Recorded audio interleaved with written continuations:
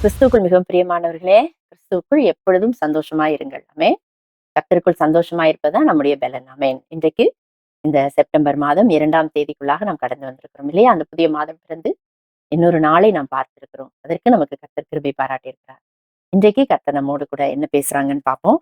யோபுவினுடைய புஸ்தகம் 12ஆம் அதிகாரத்துல முதல் 3 வசனங்கள் நான் வாசிக்கிறேன். யோபு பிரதியுத்தரமாக, ஆம், நீங்களே ஞானமுள்ள ஜனங்கள், உங்களுடனே ஞானம் சாகும். உங்களைப் போல எனக்கும் புத்தியுண்டு. உங்களிலும் நான் தாழ்ந்தவன் அல்ல. இப்படிப்பட்டவைகளை அறியாதவன் யார்?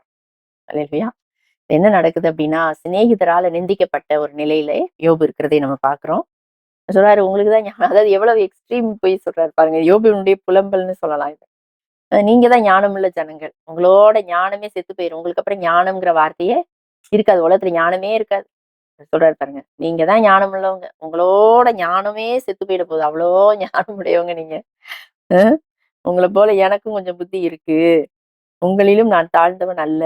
நீங்க சொன்னதெல்லாம் எனக்கும் தெரியும் அப்படின்றார். அடுத்த வசனத்துல சொல்றாரு, என் சிநேகிதரால் நான் நிந்திக்கப்பட்டு தேவனை நோக்கி பிரார்த்திப்பேன். அவர் எனக்கு மறு உத்தரவு அருளுவார். சிநேகிதர் என்னை நிந்திக்கிறாங்க. எனக்கு ஒரு பிரச்சனை அப்படிங்கும் போது என் கூட வந்து நிக்க வேண்டிய என்னுடைய என்னுடைய சிநேகிதர்களே என்னை நிந்திக்கிறாங்க. அவங்களால நான் நிந்திக்கப்பட்டு நான் யாரை நோக்கி பார்க்கிறேன்? தேவனை நோக்கி பார்க்கிறேன். தேவனை நோக்கி பிரார்த்திக்கிறேன். அவர் எனக்கு மறு உத்தரவு அருளுவார். அல்லேலூயா. பிரியமானவர்களே, இன்றைக்கு ஆண்டவர் உங்களுக்கும் எனக்கும் கொடுக்கிற வார்த்தை என்ன தெரியுமா? அவர் உங்களுக்கும் எனக்கும் மறு உத்தரவு அருளுவார். ஆமென். அதுதான் விஷயம். யார் வேணா உங்களை கைவிட்டு இருக்கலாம். யார் வேணா உங்களை விட்டு விலகி இருக்கலாம். சூழ்நிலைகள் எப்படி வேணா இருக்கலாம். ஆனால் கர்த்தர் ஒரு நாளும் உங்களையும் என்னையும் கைவிட மாட்டார். ஆமென். விட்டு விலகாதவர், கைவிடாதவர். ஆமென். கரம் பிடித்து நடத்துகிறவர், கண்ணின் மணி போல காக்கிறவர். பயப்படாதீங்க. கர்த்தரின் நாமம் பலத்த துருகம். நீதிமான் அதற்குள் ஓடி சுகமாயிருப்பான். நீங்க நீங்க ஒரு விசுவாசினா, அதாவது விசுவாசத்துல ஸ்ட்ராங்கானவங்க அப்படின்னா, ஸ்ட்ராங்கானவர், ஸ்ட்ராங்கானவள் அப்படின்னா, பிரியமானவர்களே, ஸ்ட்ராங்கானவர் அப்படின்னா, பிரியமானவர்களே, நீங்க தைரியமா சொல்லுங்க, கர்த்தர் எனக்காக யாவையும் செய்து முடிப்பார். ஆமென். நான் பலவீன பாண்டதான். நான் ஒருவேளை குறைவுபட்ட ஒரு நிலையில இருக்கலாம், பலவீனமான நிலையில இருக்கலாம். ஆனால் அவர் சொல்லி இருக்கிறார், என் அருள்நாதர் சொல்லி இருக்கிறார், என் கிருபை உனக்கு போதும் மகளே, மகனே, என் கிருபை உனக்கு போதும்.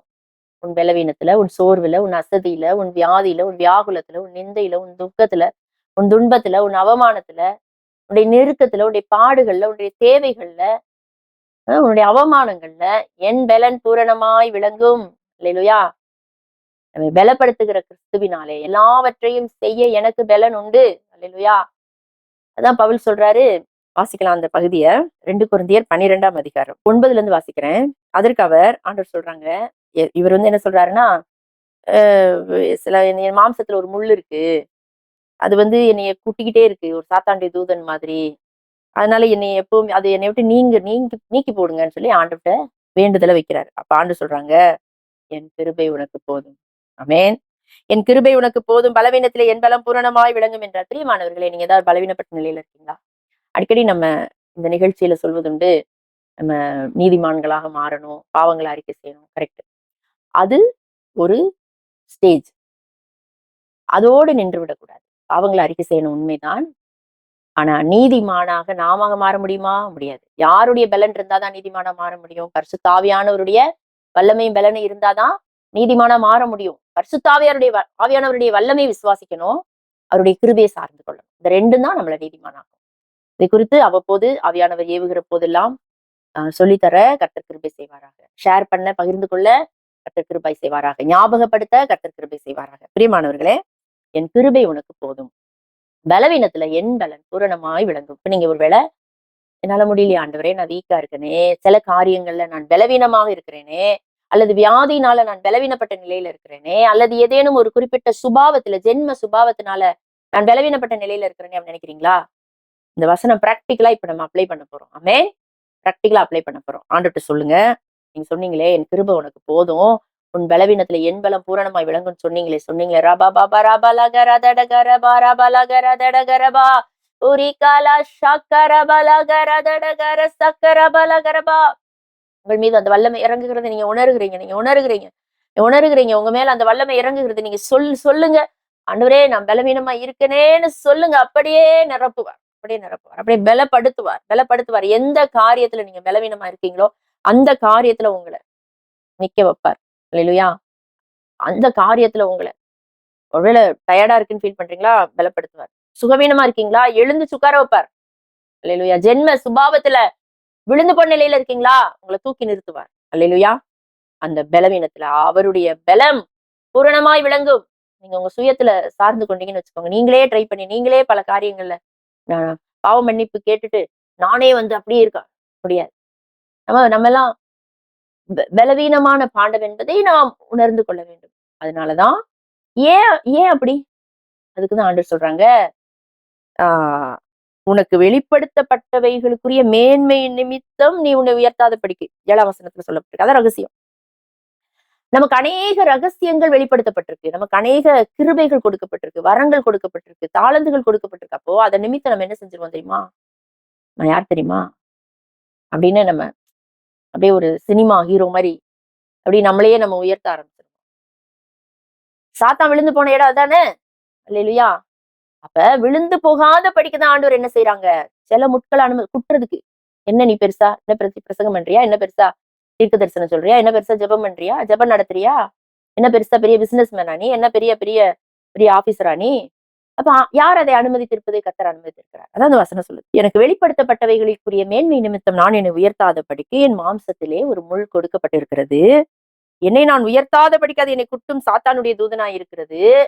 எல்லாத்தையும் நீக்கி போடுறாருல, இதை நீக்கி போடலாம்ல. ஏன் நீக்கி போடல, வெளிப்படுத்தப்பட்டவைகளின் மேன்மை நிமித்தம் நான் என்னை உயர்த்தாத படி.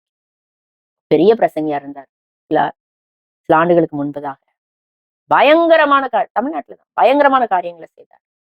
தென் மாவட்டங்கள்ல உங்களுக்கு யாராவது ஒரு 50 வயதுக்கு 60 வயதுக்கு மேற்பட்ட கிறிஸ்தவ நண்பர்கள் இருந்தாங்கன்னா விசாரிச்சு பாருங்க. அப்படி விழுந்து போனார்.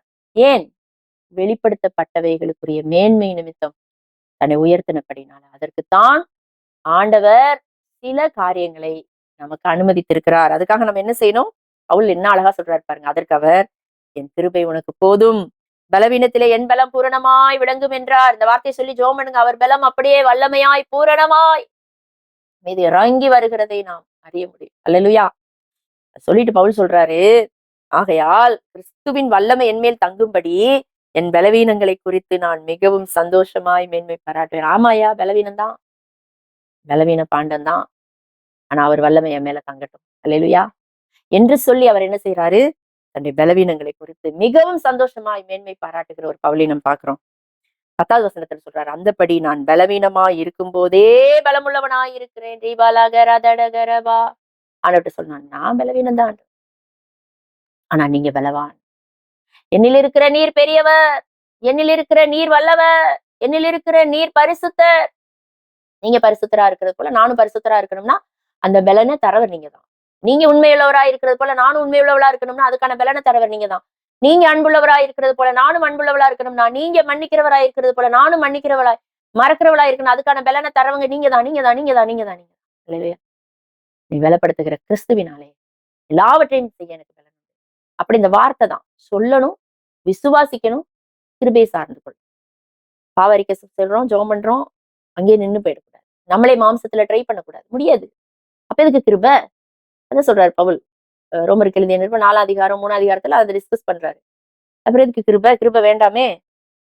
கிருபையே இல்லாம கிரியையிலேயே நீதிமானா இல்லாமே, பழைய ஏற்பாடு மாதிரி ஆண்டவரா இயேசு கிறிஸ்து இந்த உலகத்துக்கு வந்திருக்கவே வேண்டாமே, மரிச்சதே வேண்டாமே, அவர் மரிச்சது வீணா போகுமேன்னு சொல்றாரு.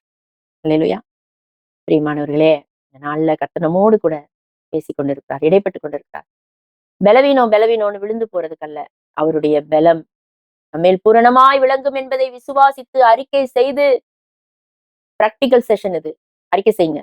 ஆண்டவரே, என் பலவீனத்துல உங்க பலம் பூரணமா விளங்கும் சொன்னீங்களே ராபா பாப்பா ராபா லகரதடகல சக்கரபலகரபா. பலப்பற்றணும், ஸ்ட்ராங் ஆயிடணும். அல்லேலூயா. சுயத்துல இல்ல, சுயநீதியில இல்ல, சுயமுயற்சியில இல்ல, பரிசுத்த ஆவியானவருடைய வல்லமையினால. சத்தியத்தையும் அறிவீர்கள், சத்தியம் உங்களை விடுதலையாக்கும். சத்தியத்தை அப்ளை பண்ணும் போது சத்தியம் விடுதலையாக்குகிறது. அல்லேலூயா. இன்று முதல் பலவான்களாய் நாம் இருப்போமாக கிறிஸ்துவுக்குள்ளே. அல்லேலூயா. கர்த்தர் நம்மை ஆசீர்வதிப்பாராக. நாம் ஜெபிப்போம். ஒரிகல சகர பலகர தடகல சகர பலகர பலகர தடகர சகர பலகர தடகரபா. நன்றி நன்றி நன்றி சொல்லுவோம். நன்றி ஆண்டவரே. ஓ, என்னுடைய பலவீனத்திலே, என்னுடைய சுகவீனத்திலே, என்னுடைய வியாதியிலே, என்னுடைய படுக்கையிலே ஆண்டவரை பார்த்து சொல்லுங்க. ஆண்டவரே, என்னுடைய தூக்க மயக்கத்திலே, என்னுடைய சோம்பலிலே, என்னுடைய அசதியிலே, என்னுடைய நிர்விசாரத்துல, ஆண்டவரே, என்னுடைய கடின இருதயத்துல ரபாலகரதடகரபா உங்க பலன் பூரணமாய் விளங்க ஜெபிக்கிறேன்னு சொல்லுங்க. சொல்லுங்க சொல்லுங்க சொல்லுங்க. ஆண்டவர் பார்த்து சொல்லுங்க. கேளுங்க கேளுங்க கேளுங்க. ரபாலகரதடகரபா கேட்கிற எவனும் பெற்றுக்கொள்ளுகிறான். கேளுங்கள், அப்பொழுது உங்கள் சந்தோஷம் நிறைவாய் இருக்கும்படி பெற்றுக்கொள்வீர்கள் பெற்றுக்கொள்வீர்கள் பெற்றுக்கொள்வீர்கள். கேளுங்க கேளுங்க. விசுவாசிங்க விசுவாசிங்க விசுவாசிங்க. ஆண்டவரே, என்னுடைய வல்லமை என் மேல தங்கணும் ஆண்டவரே.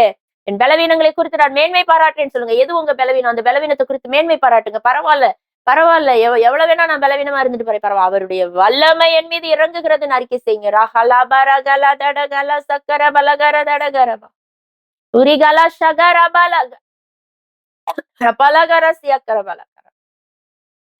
ஹalleluya hallelujah. Receive receive receive the anointing. பெற்றுக்கொள்ளுங்கள் அந்த வல்லமை. பெற்றுக்கொள்ளுங்கள். நன்றி ஐயா, நன்றி ஐயா. என்னை பலப்படுத்துகிற கிறிஸ்துவினாலே எல்லாவற்றையும் செய்ய எனக்கு பலன் உண்டு. பலப்படுத்துகிற கர்த்தருக்கு ஸ்தோத்திரம் ஸ்தோத்திரம் ஸ்தோத்திரம் ஸ்தோத்திரம் ஸ்தோத்திரம். பலவானாய் மாற்றி விட்டவருக்கு ஸ்தோத்திரம் ஸ்தோத்திரம். துதியும் கனமும் மகிமையும் உமக்கே செலுத்துகிறோம் ஐயா. மீட்பெரும் இரட்சகருமாய் இருக்கிற எங்கள் ஆண்டவர் இயேசு கிறிஸ்துவின் மூலமாய் ஜெபித்திருக்கிறோம். ஜெபம் கேளும், பதில் தாரும் எங்கள் நல்ல பரிசுத்த ஜீவனுள்ள ஜீவன் தந்த பிதாவே. ஆமென். God bless you. Have a nice day.